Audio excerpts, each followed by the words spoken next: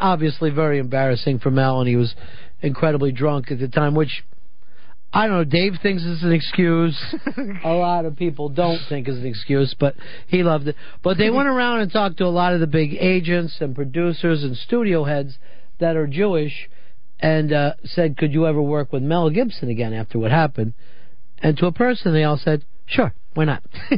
Absolutely. Yeah, well. With the right deal? Uh-huh. Because they don't take it personally. Money, money, money. But Mel, of course, was wasted. I loved his mugshot, too. They always... Have you ever seen a celebrity get busted in a mugshot who's not wearing a Hawaiian shirt? It's you know what's really weird, though? When you go to L.A. and you get off the plane, the amount of people wearing Hawaiian shirts. Middle-aged guys, particularly. But the Hawaiian shirt has never looked good on anyone. No, it's terrible. You got a fucking East Coast that wear a nice cigar shirt for yourself, a nice throwback at Tommy Bahama, you look like $1 million. Do you remember the pictures that came out before he was arrested? Like the chicks sent out the pictures of him partying with these middle-aged broads. Everything was happy time. Right. The eyes barely open. And then, but having fun, everything was okay. But then a half hour later, the Jews are running in. The Jews have multinational. Okay, it's all about the Jews. Nothing else. Here's a big one that actually never heard a career and kind of died with a whimper, and that's R. Kelly's pissy child porn sex tape, where he would take the young girls and urinate on them. Well, that was one, kind of like the Phil Spector trial, where it took so long, and he was walking around just doing his business and everything. Oh! A different kind of business.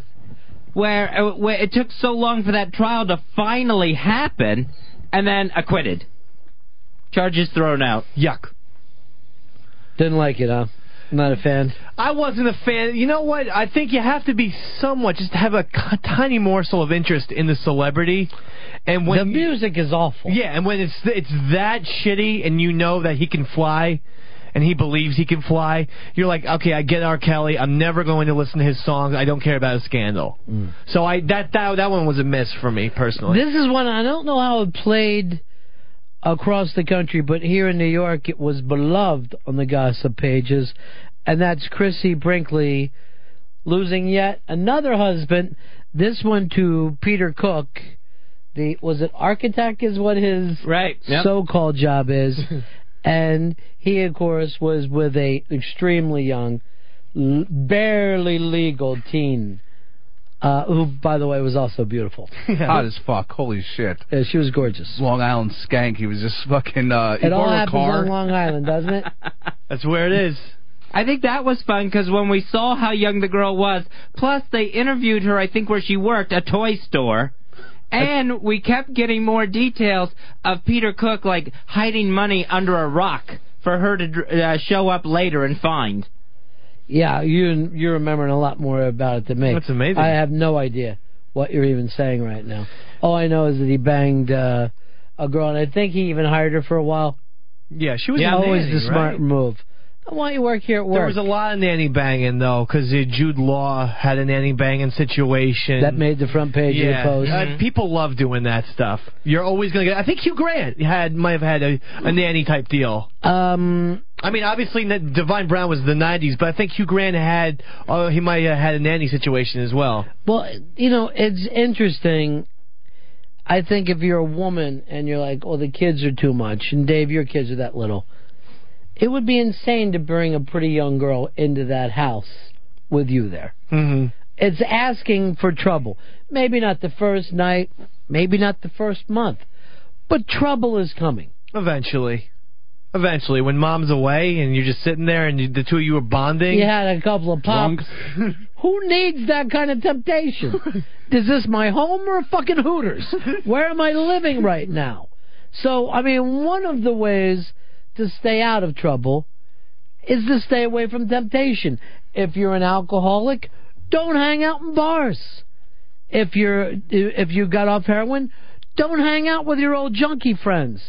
If you're a man, don't have some young girl living in your house that thinks everything you say is interesting. Right. It's a fucking mistake, ladies. The young nanny, the guy is going to end up there sooner or later. Get yourself an old lady to help out. Their names are nannies, for Christ's sake. Yes. Not hotties. Right. What are you doing? Seriously, chicks? It's all their fault, isn't it, Dave? It really is, Ronnie. Maybe And- I agree. Maybe Janet Jackson should have had her career die. And quite frankly, don't let any of your hot friends come over when Dave is drinking. That's a lot of temptation there. Mm-hmm. What do you say? Here's the next one. Okay. That was hot for a while, and I guess he finally had to pay the girl off. And one of the great things of doing is when you pay the girl off, you also have to say, all right, and also you have to say shut up about it. You can't even tell people how much money I gave you. But that was Bill O'Reilly's sexual harassment suit. Right. And I guess she had tape of him. Yeah, he was leaving voicemails about what he wanted to do to her. I don't even think they're voicemails. I think they were on together. I think she fucking rolled tape while they were talking. Wow. And basically, he wanted to say, I want to take a shower with you, rub you down with a loofah, but he fucked up and said he wanted to rub her down with a falafel. That guy is the best. He is. He's a fucking runaway maniac. And I think he was bragging about the size of himself from a trip that he had made overseas, like to Thailand or something, that the Thai women just loved him and were complimenting him on his size. Well, of course, they're Thai women. Don't remember that one. And they're prostitutes. Huh? Yeah. Yeah. You can't trust them. They're Asian snookies. I remember paying attention at the time because we were on the same radio station that was running O'Reilly, so I was having fun talking about it on the air. Fairly sure Fez is off with that. Don't remember the Thailand thing coming up. I know the islands did, but you talked about the Caribbean. But I'm fairly sure there wasn't a Thailand tie-in. But he never got hurt at all from it, really. Well, he bought her off. Yeah. He did the right thing. And never went to court. And he didn't rape her. Right. He just, fucked around, and she hit him a harassment suit, and he goes, hey, wouldn't it be a lot better if you had a couple mil? Yeah, I guess. I mean, if you got the extra money, it's something perfect to spend it on. I guess that's what they did with Isaiah Thomas's chick, too. She sued him and the Knicks for a lot of millions of dollars. Absolutely. And they just said, all right, take it quick. As the details were coming out, out of the deaths, I'm not sure if this would have mattered at any other time, but the exact timing that Anna Nicole Smith died made it a gigantic story. Oh, yeah, and then we got an extra, her son had just died, I think maybe a month earlier, a month or two, so that was suddenly, and that was still in the news. She dies, then all of a sudden we get a scandal on top of one.